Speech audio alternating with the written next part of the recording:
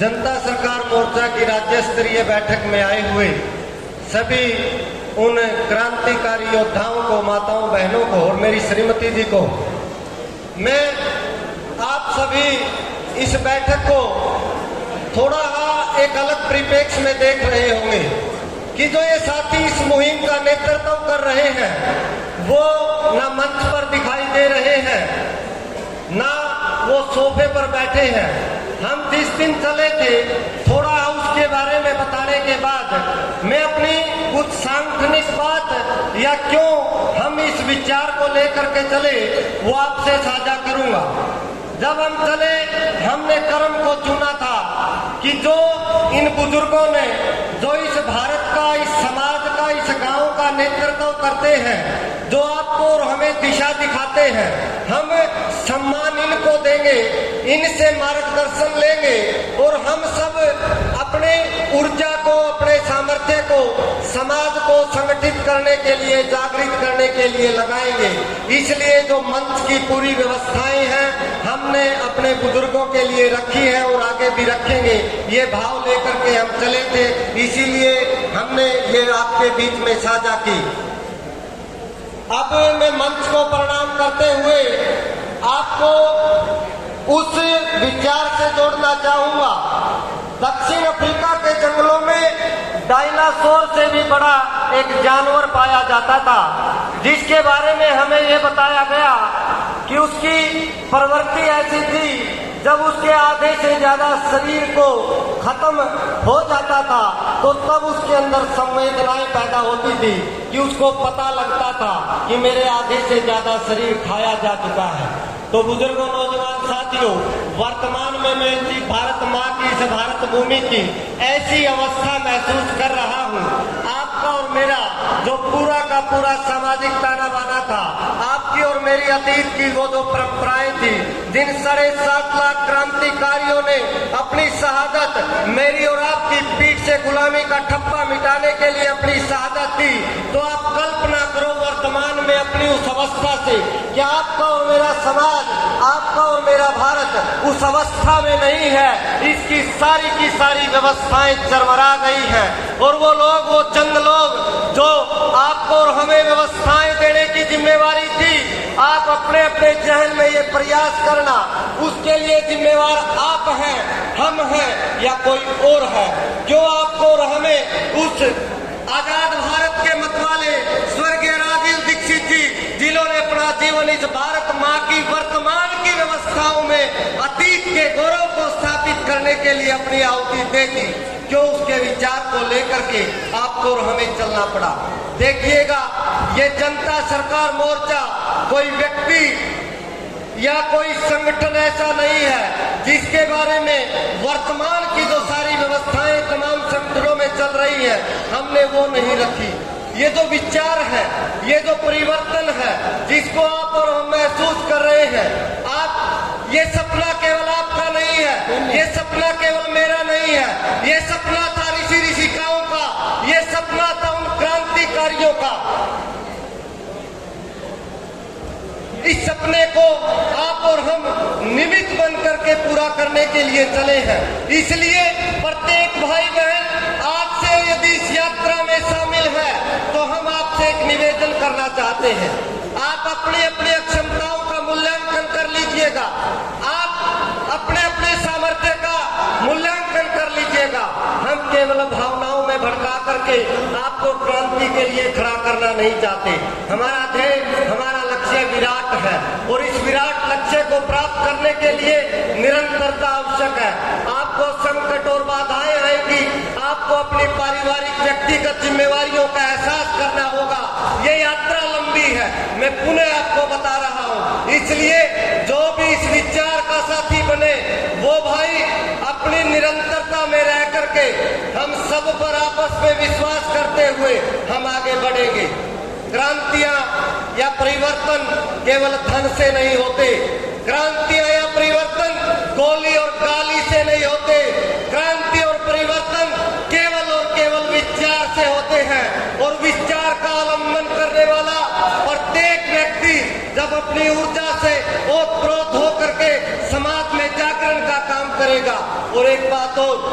जो हमारी वाणी है केवल वाणी से काम नहीं चलेगा। हम रचनात्मक दृष्टि से इस समाज की संपूर्ण व्यवस्थाओं को जो एक सामाजिक क्षेत्र में रह करके पूरा कर सकते हैं, हम 100% उस किसान के स्वावलंबन के लिए, उस जैव मुक्त खेती के लिए, या अतीत की वो भारतीय व्यवस्थाएं जो चिकित्सा के क्षेत्र की थी, वो तमाम जो हमारे लिए गौरव और गर्व का विषय था, उन सब को हम पूरा करने का प्रयास करेंगे। तो मित्रों, नौजवान साथियों, मैं इसमें युवाओं से आह्वान करूंगा, आप अपनी ऊर्जा को,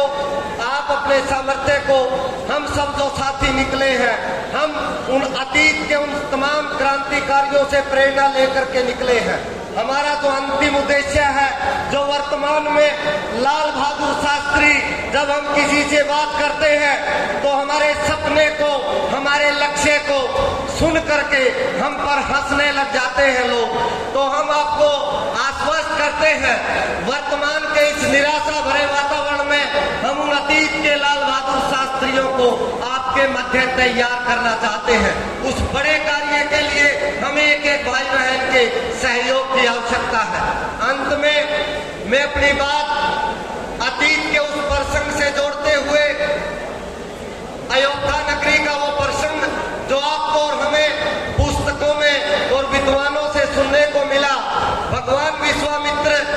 अपने यज्ञ को पूर्ण करने के लिए जब आसुरी शक्तियां यज्ञ में विघ्न डालती थी, तो अयोध्या नगरी में अयोध्या नरेश के पास आते हैं। तब तक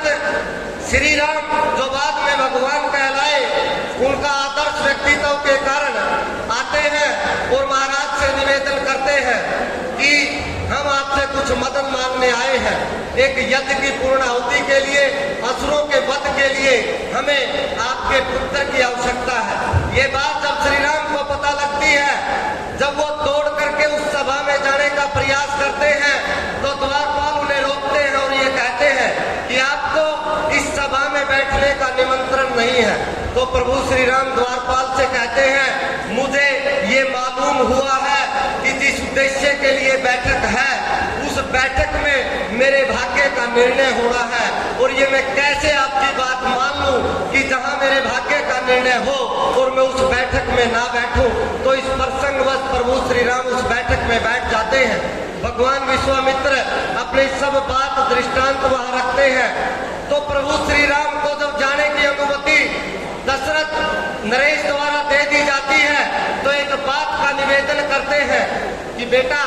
आपका चयन इस विराट लक्ष्य के लिए कर लिया गया है। मेरी जो सेनाएं हैं, मेरे जो धन धान्य हैं, ये जो संसाधन है, आप तो उस लड़ाई में मददगार होंगे। तो इन बातों को सुनकर के वो भगवान श्री राम अपने पिता को अक्षमा याचना करते हुए नमन करते हैं, प्रणाम करते हैं, और ये कहते हैं कि पिताजी, ये आपका स्वार्थ है, आप अपने पुत्र के प्राणों की रक्षा के लिए मेरे को ये संसाधन देने की जो विनती कर रहे हैं या जो आदेश दे रहे हैं, लेकिन मैं इसको अस्वीकार करता हूँ। मेरी जो लड़ाई है इन आसुरी शक्तियों के खिलाफ है, और इस लड़ाई को जीतने के लिए मैं उन सामान्य लोगों को अपनी सेना में तैयार करके, उनको निमित्त बना करके इस युद्ध को लड़ूंगा। तो इस प्रसंग को वर्तमान में यदि आप और हम महसूस करें, तो ये जो वर्तमान की लड़ाई है, इसमें कोई पूंजीपति आपका और हमारा साथ नहीं देगा। इसमें कोई धन्ना सेठ या बादशाह आपका और हमारा साथ नहीं देगा। आपको और हमें स्वयं में अपनी अपनी अक्षमताओं से आगे बढ़ते हुए, अपने अपने इन सामान्य लोगों को इस सेना का सिपाही बनाते हुए निमित्त बनना होगा, और इस विराट लक्ष्य को आहुति की तरफ लेकर के जाना होगा। तो आप सभी, एक पुनः मैं आपसे निवेदन करते हुए, इस पूरी यात्रा में हम आपको,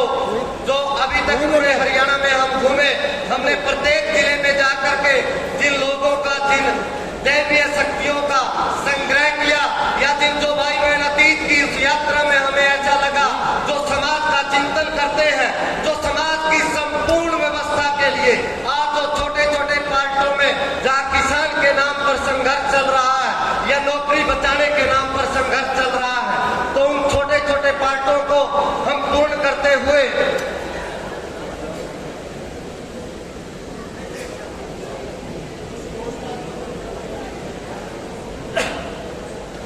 संपूर्ण व्यवस्था परिवर्तन का जो नारा दिया, हम आपको पुनः आश्वस्त करते हैं, ये जो व्यवस्था परिवर्तन का प्रकल्प है, ये स्वर्गीय राजीव भाई दीक्षित का जो सपना है, यह जो 7.5 लाख क्रांतिकारियों का सपना था, वर्तमान के भारत को अतीत की उस गौरवशाली व्यवस्था को वर्तमान में इन षड्यंत्रकारी व्यवस्थाओं को धूमिल करके, चाहे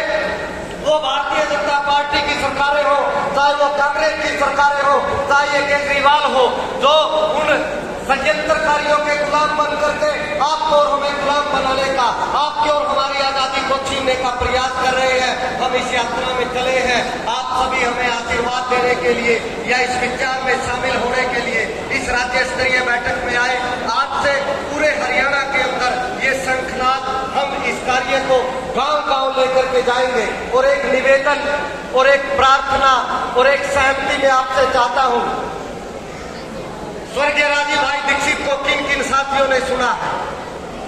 उस महापुरुष की जयंती और पुण्यतिथि नवंबर में है। यदि आप सब चाहते हो तो हम हरियाणा के एक-एक गांव से उन क्रांतिकारी मतवालों को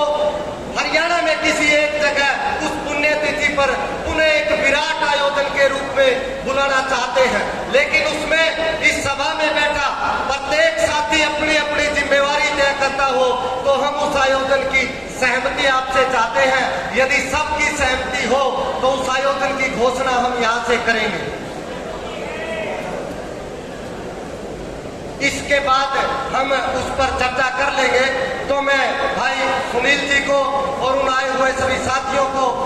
निवेदन करूंगा कि आगे के आयोजन के लिए आप यथावत अपने माध्यम से व्यवस्थाएं संचालित करें। जय हिंद, जय भारत।